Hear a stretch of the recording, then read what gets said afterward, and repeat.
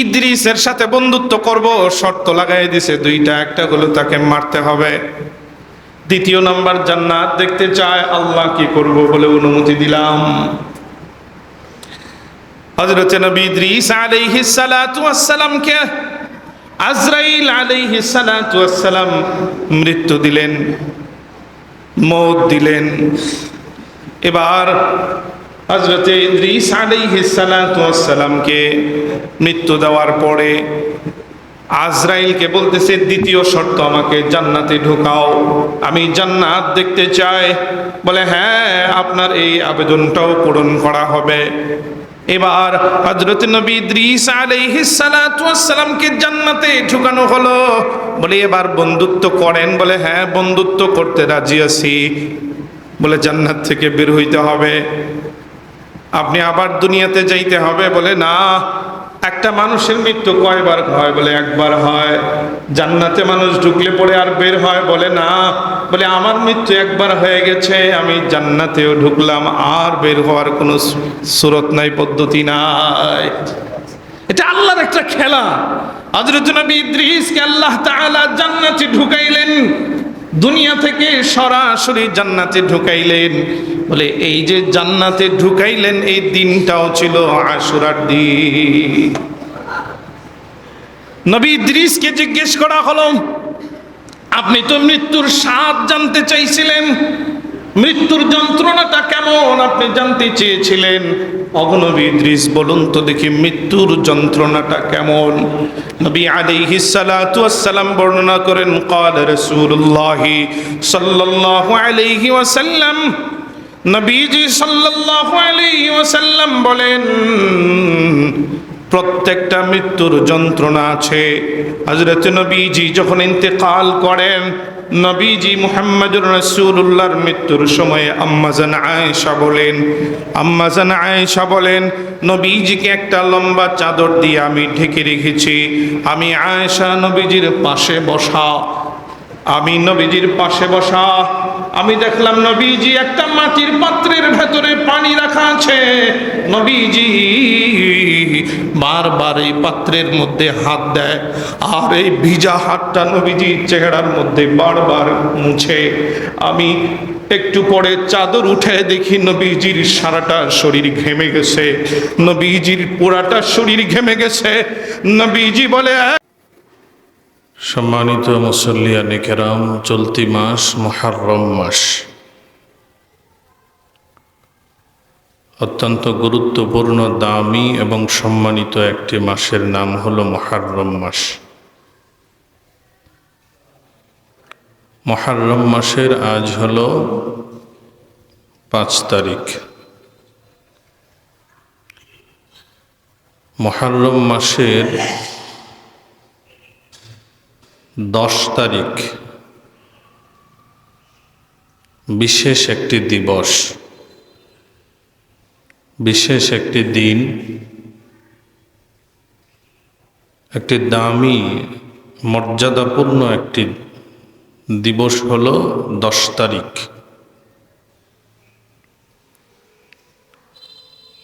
মুহররম মাসের 10 তারিখে রোজার ব্যাপারে নবী আলাইহিস সালাতু ওয়াস সালাম বলেন, সিয়ামু ইয়াউমি আশুরা আহতাসিবু আলাল্লাহি আন ইউকাফিরাস সানাতাল্লাতী ক্বাবলা। আশুরার দিনের রোজার ব্যাপারে আমি আল্লাহ তাআলার কাছে আশাবাদী যে আল্লাহ তাআলা যারা আশুরার দিনে রোজা রাখবে তাদের পিছনের 1 বছরের গুনাহ আল্লাহ মাফ করে দিবেন। খুবই গুরুত্বপূর্ণ এবং দামি ফজিলতপূর্ণ একটি দিবস হলো আশুরার দিন। এই আশুরার দিনের রোজা কখন কিভাবে আমাদের উপরে আসলো? নবীজি সাল্লাল্লাহু আলাইহি ওয়াসাল্লাম যখন মদিনায় হিজরত করে চলে গেলেন, হিজরত করে যখন মদিনায় গেলেন, তো মদিনাবাসী ইহুদিদেরকে নবী আলাইহিস সালাতু ওয়াস সালাম মুহররমের 10 তারিখ তথা আশুরার দিন রোজা রাখতে দেখলেন। তো নবীজি ইহুদিদেরকে জিজ্ঞেস করলেন, আপনারা আশুরার দিনে কেন রোজা রাখেন?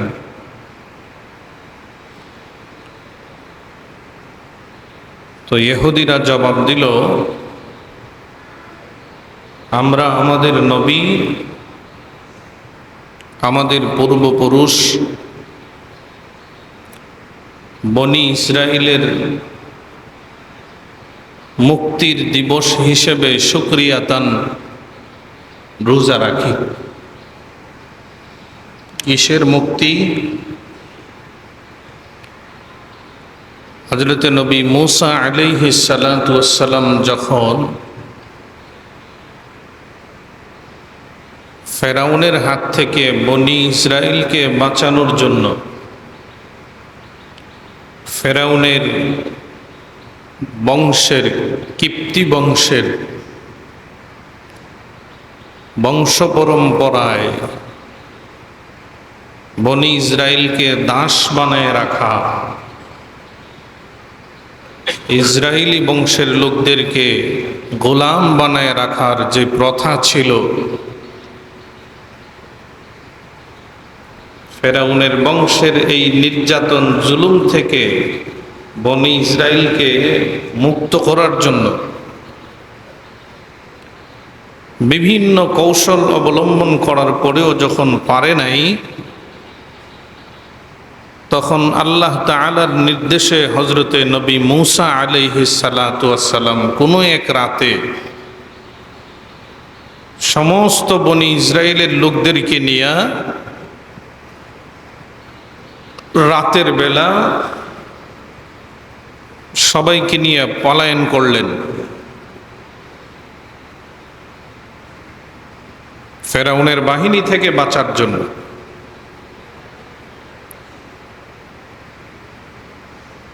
যেতে যেতে যেতে যেতে সামনে নীল নদ, বিশাল নদী,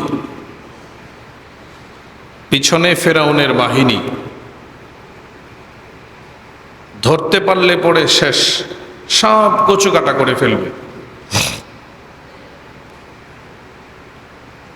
তো নবী মূসা আলাইহিস সালাতু ওয়াস সালাম আল্লাহ তাআলার কাছে আবেদন জানাইলেন, রব্বুল আলামিন, সামনে নদী, পিছনে ফেরাউনের বাহিনী, কি করব এখন? কোথায় যাব? কি করব? তো আল্লাহ তাআলা হযরতে নবী মূসা আলাইহিস সালাতু ওয়াস সালামকে নির্দেশ করলেন, হে মূসা, ভয়ের কারণ নাই, চিন্তার কারণ নাই, তোমার হাতে তো একটা লাঠি আছে। বলে, হ্যাঁ।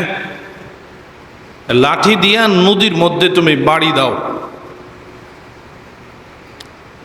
তো নবী মূসা আলাইহিস সালাতু ওয়াস সালাম লাঠি দিয়া নদীর মধ্যে আঘাত করলেন, পানিতে আঘাত করলেন। তো সাথে সাথে আল্লাহ তাআলা নদীর ভেতর দিয়ে 12টা রাস্তা বানাই দিলেন।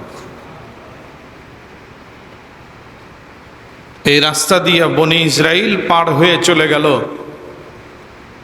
পিছনে ফেরাউনের বাহিনী আসতে আসতে যখন নদীর মাঝামাঝি আসছে, তো আল্লাহ তাআলা পানিকে নির্দেশ দিলেন, হ্যাঁ পানি, রাস্তা বন্ধ করে দাও, ফেরাউনের বাহিনীকে ফেরাউন সহ চুবাইয়া মারো।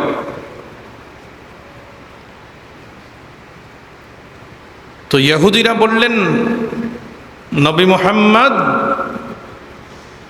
আল্লাহ তাআলা সেদিন ফেরাউনের হাত থেকে বনি ইসরাইল সহ নবী মূসা আলাইহিস সালাতু ওয়াস সালামকে মুক্তি দিয়েছিলেন। যেদিন দিয়েছিলেন সেদিনটা ছিল মুহররমের 10 তারিখ, আশুরার দিবস। এজন্য আমরা আল্লাহ তাআলার শুকরিয়া আদায় করতে গিয়ে এই দিনে রোজা রাখি। তো নবীজি সাল্লাল্লাহু আলাইহি ওয়াসাল্লাম সাহাবাই কেরামকে নির্দেশ দিলেন, ও আমার সাহাবীরা, নবী মূসার মুক্তির কারণে যদি ইহুদিরা এই দিনে রোজা রাখে, তো আমরা নবী মূসা আলাইহিস সালাতু ওয়াস সালামের হকদার আরো বেশি। আমরা মুসলমানেরা নবী মূসার হকদার আরো বেশি, সেই হিসাবে আমরাও আশুরার দিন রোজা রাখবো, তবে ইহুদিদের মতো আমরা রোজা রাখবো না, ইহুদিদের মতো রোজা রাখবো না। আমাদের রোজাটা যেন ইহুদিদের মতো না হয়, এই জন্যে নবীজি ঘোষণা করলেন, সুমু আশুরা ওয়া খালিফু ফীহিল ইয়াহুদা সুমু ক্বাবলাহু আও বা'দাহু ইয়াওমান। নবীজি সাল্লাল্লাহু আলাইহি ওয়াসাল্লাম নির্দেশ করলেন, এই সাহাবীরা, আশুরার দিন আমরাও রোজা রাখব, তবে আমরা তাদের মতো রোজা রাখবো না। তারা রোজা রাখে একটা, আর আমরা রোজা রাখবো দুইটা। নবী বলেন, সুমু আশুরা, আশুরার দিনে তোমরা রোজা রাখো, ওয়া খালিফু ফীহিল ইয়াহুদা, আর এই রোজা রাখার ক্ষেত্রে তোমরা ইহুদিদের মতো করবা না। সুমু ক্বাবলাহু ইয়াওমান আও বা'দাহু ইয়াওমান, আশুরার একদিন আগে অথবা একদিন পরে একটা রোজা রাখবা, আর আশুরার দিন রোজা রাখবা 9 এবং 10 এই 2 দিন, অথবা 10, 11 এই 2 দিন, 2 দিন রোজা রাখবা। 2 দিন রোজা রাখলে, এই আশুরার দিন রোজা রাখলে কি হবে? হযরতে কাতাদা রাদিয়াল্লাহু তাআলা আনহু থেকে বর্ণিত হাদিস, তিনি বলেন, ক্বালা রাসূলুল্লাহ সাল্লাল্লাহু আলাইহি ওয়াসাল্লাম, সিয়ামু ইয়াউমি আশুরা আহতাসিবু আলাল্লাহি আন ইউকাফফিরা আস-সানাতা আল্লাতী ক্বাবলাহু।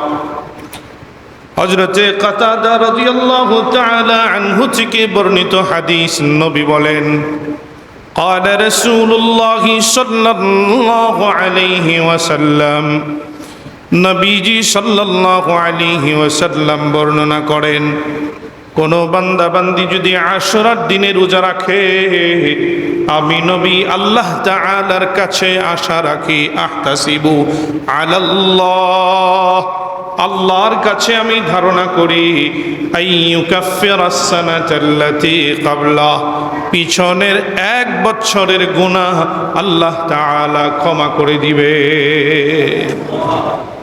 পিছনের 1 বছরের গুনাহ আল্লাহ মাফ করে দিবেন। খুব দামি এবং ফজিলতপূর্ণ একটা দিবস। অন্য আরেক হাদিসে হযরতে আম্মা জানা আয়েশা সিদ্দিকা রাদিয়াল্লাহু তাআলা আনহা থেকে বর্ণিত হাদিস, আম্মা জানা আয়েশা সিদ্দিকা বলেন, মুহররম মাসের ভেতরে কোনো ব্যক্তি যদি 1 দিন রোজা রাখে, গোটা মুহররম মাসের দাম কত আল্লাহ তাআলার কাছে? বলে, মুহররম মাসের 1 দিন যদি রোজা রাখে, নবী বলেন অন্য মাসে 30 দিন রোজা রাখার সমান। মুহররম মাসে 1 দিন যদি কেউ রোজা রাখে, তো আল্লাহ তাআলা অন্য মাসে, রমজান ছাড়া অন্য মাসে 30 দিন রোজা রাখার সওয়াব আল্লাহ তাআলা দান করবেন। আরেক হাদিসে নবীজি সাল্লাল্লাহু আলাইহি ওয়াসাল্লাম বলেন, আফজালুস সিয়াম, বলে খুবই ফজিলতপূর্ণ রোজা, বাদা রমাদান, রমজান মাসের পরে সবচাইতে ফজিলতপূর্ণ রোজা, সবচাইতে দামি রোজা হলো ইয়াউমু আরাফা, ইয়াউমু আশুরা, আশুরার দিনের রোজা, অথবা শাহরুল্লাহিল মুহাররম। নবী বলেন রমজানের পরে সবচাইতে ফজিলতপূর্ণ রোজা হলো মুহররম মাসের রোজা, অথবা শুধু আশুরার দিনের রোজা। তো এই হাদিসগুলো প্রমাণ করে মুহররম মাসের রোজা খুব দামি রোজা, বিশেষ করে আশুরার দিনের রোজা। আশুরার রোজাগুলো 2টা রোজা, আশুরার দিন এবং আশুরার আগে পরের যে কোনো একদিন, এই 2 দিনের রোজা আল্লাহ তাআলার কাছে খুব দামি রোজা, খুব ফজিলতপূর্ণ রোজা। আজ হলো 5 তারিখ মুহররমের, সেই হিসেবে আগামী বুধবার হলো আশুরা, মুহররমের 10 তারিখ। এই 10 তারিখ ফজিলতপূর্ণ রোজা। আমরা রোজা রাখবো মুসলমানেরা 2টা, ইহুদিরা রোজা রাখে 1টা, আমরা রাখবো কয়টা? 2টা, মঙ্গল বুধ অথবা বুধ বৃহস্পতি। মঙ্গল বুধ এই 2 দিন অথবা বুধ বৃহস্পতি এই 2 দিন আমরা রোজা রাখবো। এই দিবস খুবই তাৎপর্যপূর্ণ একটা দিবস।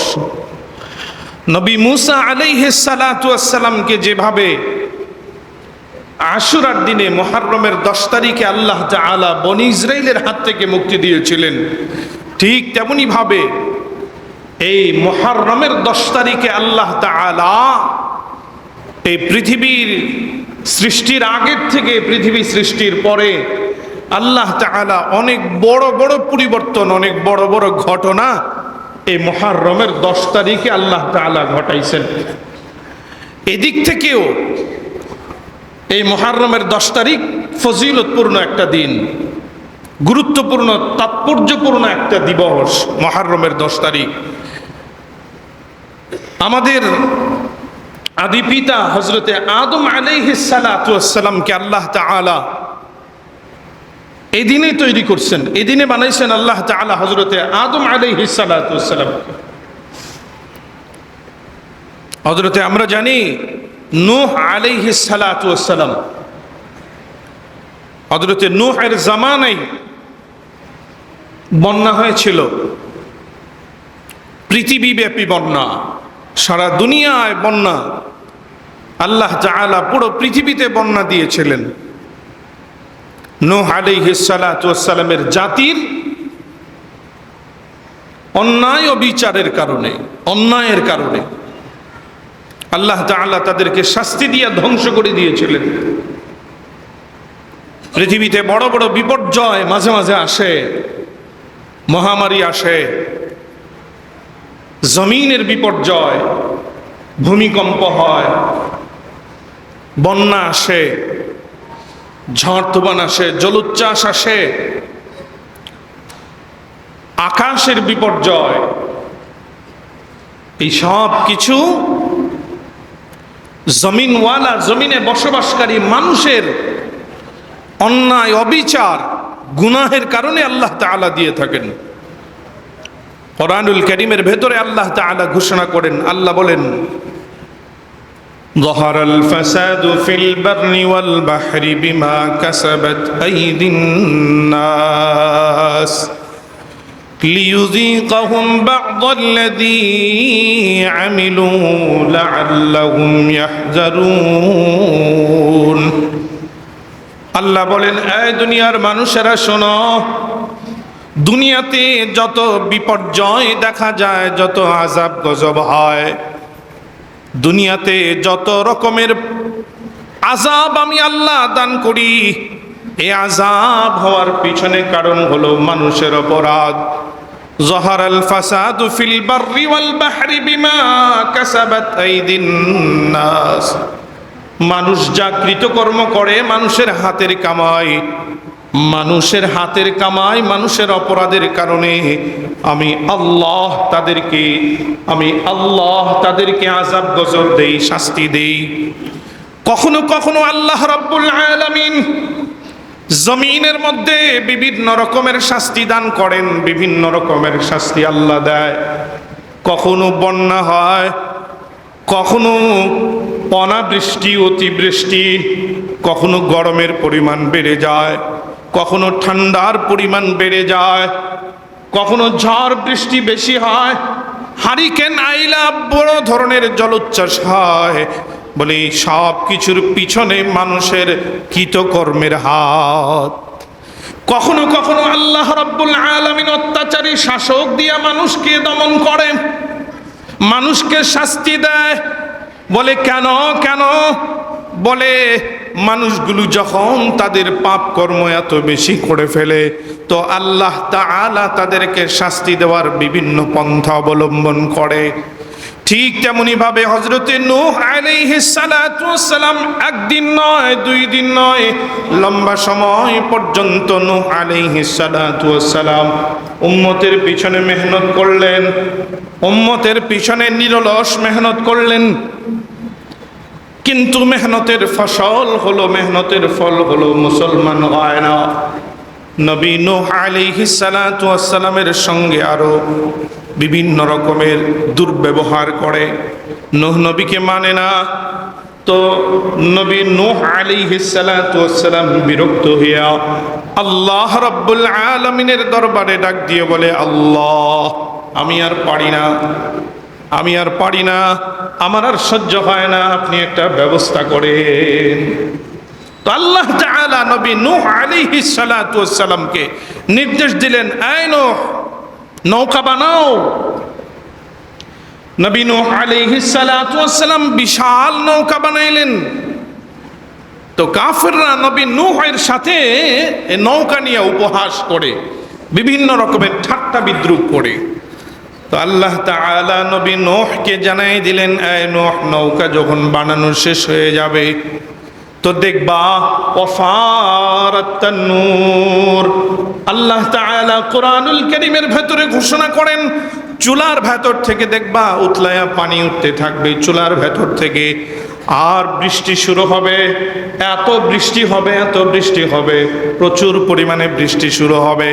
নিচ থেকেও, জমিনের নিচ থেকেও পানি উঠবে, আকাশ থেকেও ভারী বর্ষণ হবে, বৃষ্টি পড়তে থাকবে।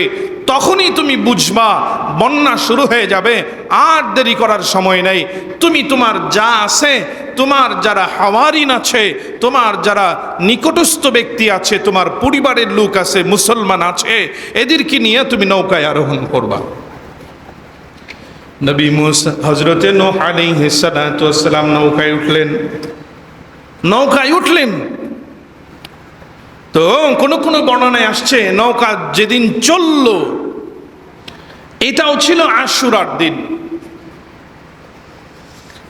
আবার বিশুদ্ধ মত অনুযায়ী বন্যা যখন শেষ হয়ে গেল, জুদি নামক এক পাহাড়ে হযরতে নবী নূহ আলাইহিস সালাতু ওয়াস সালামের নৌকাটা গিয়া লেগে গেল। পানি কমতে একটা পাহাড়ে গিয়ে লাগলো। তো যেদিন বন্যা শেষ হয়, পাহাড়ে গিয়ে নৌকাটা লাগে, এই দিনটাও ছিল আশুরার দিন। আল্লাহ রাব্বুল আলামিন এই আশুরার দিনে, মুহররমের 10 তারিখে আরো বড় বড় ধরনের ঘটনা আল্লাহ তাআলা ঘটাইছেন এই আশুরার দিনে। বর্ণিত আছে হযরত নবী ইদ্রিস আলাইহিস সালাতু ওয়াস সালাম, আল্লাহ রাব্বুল আলামিন হযরত নবী ইদ্রিসকে জান্নাতে ঢুকাইছেন সরাসরি, দুনিয়া থেকে সরাসরি হযরত নবী ইদ্রিস আলাইহিস সালাতু ওয়াস সালামকে জান্নাতে ঢুকাইছেন এই দিনে। কিভাবে? হযরতে আজরাইল আলাইহিস সালাতু ওয়াস সালাম আল্লাহ তাআলার কাছে আবেদন জানাইলেন, রব্বুল আলামিন তোমার নবী ইদ্রিসের আচার ব্যবহার বড় ভালো লাগে, আমার ইদ্রিসকে বড় ভালো লাগে। ও আল্লাহ, আমি চাই ইদ্রিসের সঙ্গে একটু বন্ধুত্ব করব। আল্লাহ বলেন, অনুমতি দিলাম, যাও। হযরত আজরাইল আলাইহিস সালাতু ওয়াস সালাম নবী ইদ্রিসের কাছে গিয়ে বললেন, ও নবী ইদ্রিস, আপনার সাথে আমি বন্ধুত্ব করতে চাই। বলে, শর্ত আছে। কি শর্ত? আপনি তো আজরাইল। বলে, হ্যাঁ, আমি দেখতে চাই মৃত্যুর যন্ত্রণাটা কেমন, আমি দেখতে চাই মারা গেলে পরে কষ্ট কেমন হবে, এটা আমার একটু বুঝায় দিতে হবে। বলে, ঠিক আছে, শর্ত মানলাম। দ্বিতীয় শর্ত, আমি জান্নাতটা একটু দেখতে চাই, জান্নাতটা কেমন। বলে, দুইটার জন্যই তো আপনাকে মরতে হবে এবং জান্নাতে ঢুকতে হবে।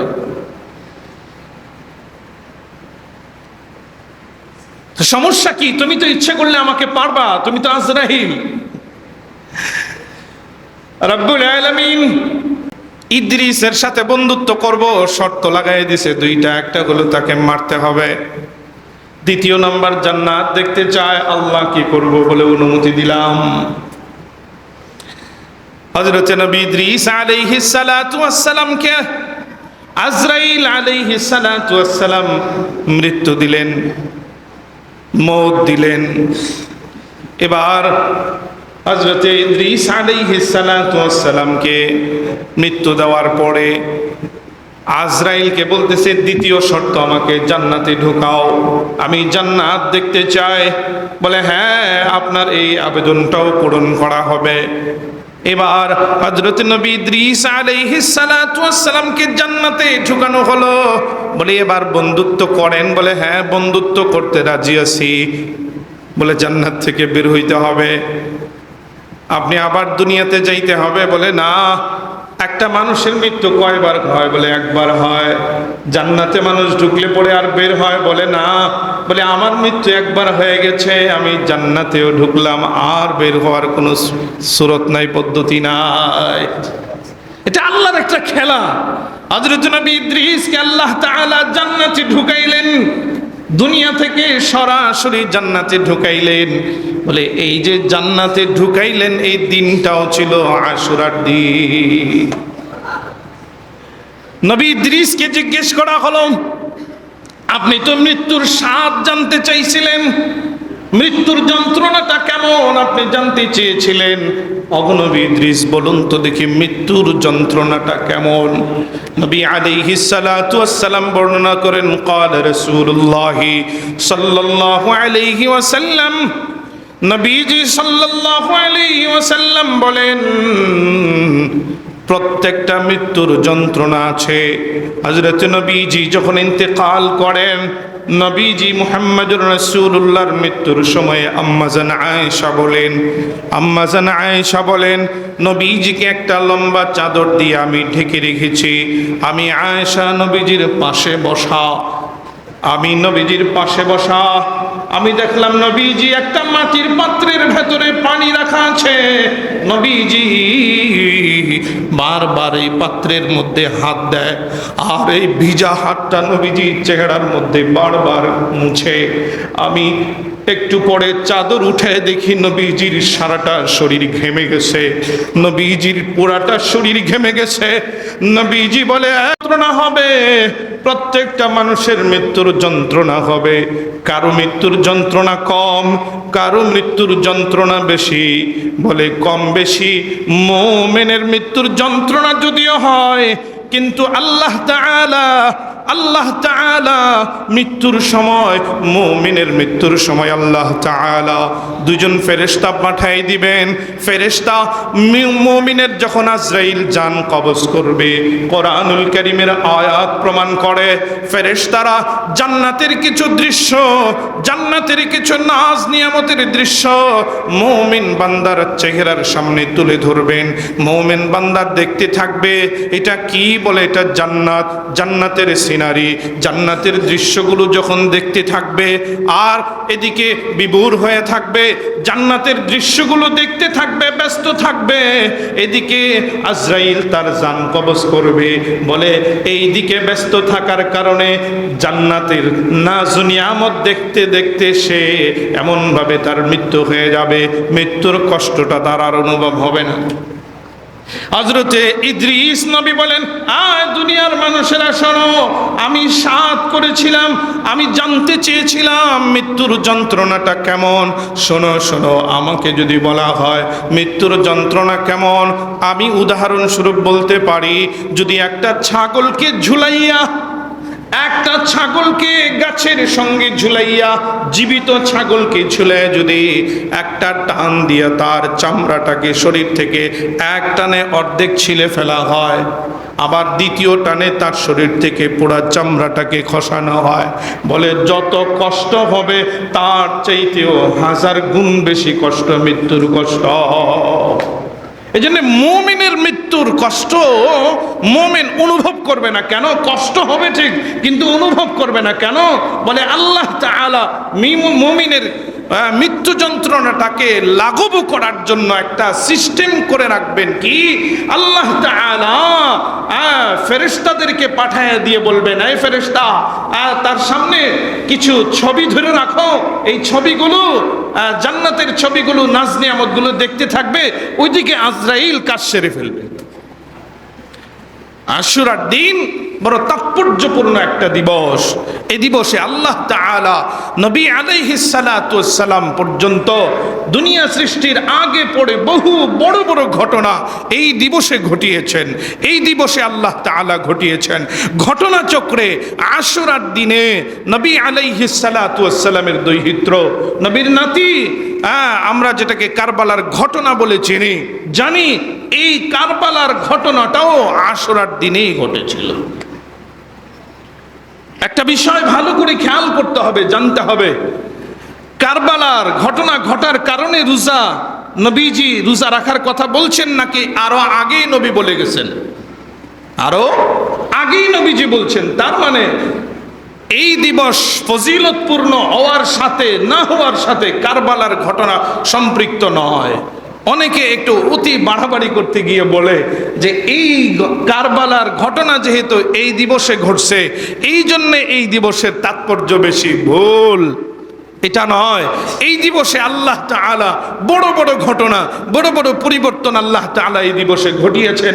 যেজন্য নবী আলাইহিস সালাতু ওয়াস সালাম রোজার কথা বলছেন, রোজার ফজিলতের কথা বলছেন।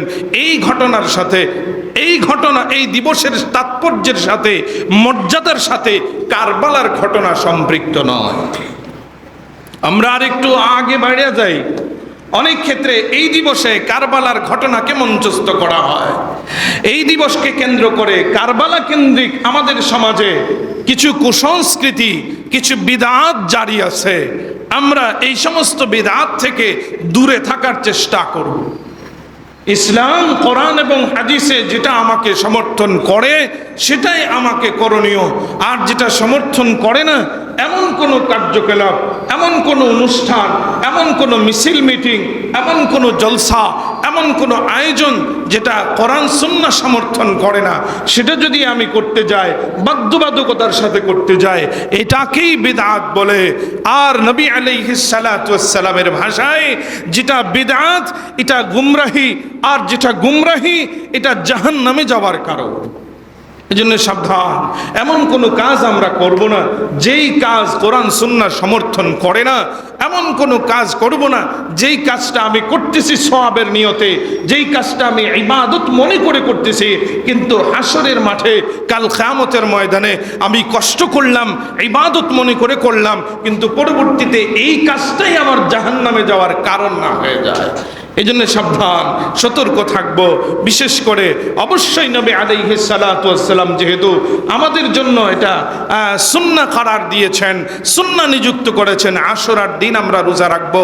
ক্বালা রাসূলুল্লাহ সাল্লাল্লাহু আলাইহি ওয়াসাল্লাম সিয়ামু ইয়াউমি আশুরা আহতাসিবু আলাল্লাহি আইয়ুকাফিরাস সানাতাল্লাতী ক্বাবলা। নবী বলেন আশুরার দিনে রোজা রাখলে পড়ে আমি আল্লাহ তাআলার কাছে আশাবাদী, আল্লাহ তাআলা পিছনের 1 বছরের গুনাহ আল্লাহ মাফ করে দিবেন। আরেক হাদিস নবী বলেন সুমু আশুরা, আশুরার দিন তোমরা রোজা রাখো। ওয়া খালিফু ফীহিল ইয়াহুদ, ইহুদিরাও যেহেতু আশুরার দিন রোজা রাখে, এজন্য মুসলমানের কোনো কাজ ইহুদি নাসারাদের কাজের সাথে মিলবে না, আকৃতিগত পদ্ধতিগতভাবে মিলবে না। এই জন্য নবী বলেন না মিলানোর জন্য আমি তোমাদেরকে আশুরার দিনের সাথে আরেকটা রোজাও রাখার নির্দেশ দিচ্ছি। সেটা হলো আশুরার আগের দিন অথবা পরের দিন, দুই দিনের একদিন মিলায়া আশুরা সহ 2 দিন আমরা রোজা রাখবো। যদি রোজা রাখি আল্লাহ তাআলা আমাদের অতীত 1 বছরের গুনাহ মাফ করে দিবেন। দিনটা কবে? আজ 5 তারিখ, আগামী বুধবার হলো 10 তারিখ, আগামী বুধবার হলো আশুরার 10 তারিখ। আল্লাহ তাআলা আমাদের সকলকে আশুরা উপলক্ষে রোজা রাখার তৌফিক দান করুক, সমস্ত প্রকারের বিদআত কুসংস্কার থেকে বেঁচে থাকার তৌফিক দান করুক। সকলে বলে আমিন।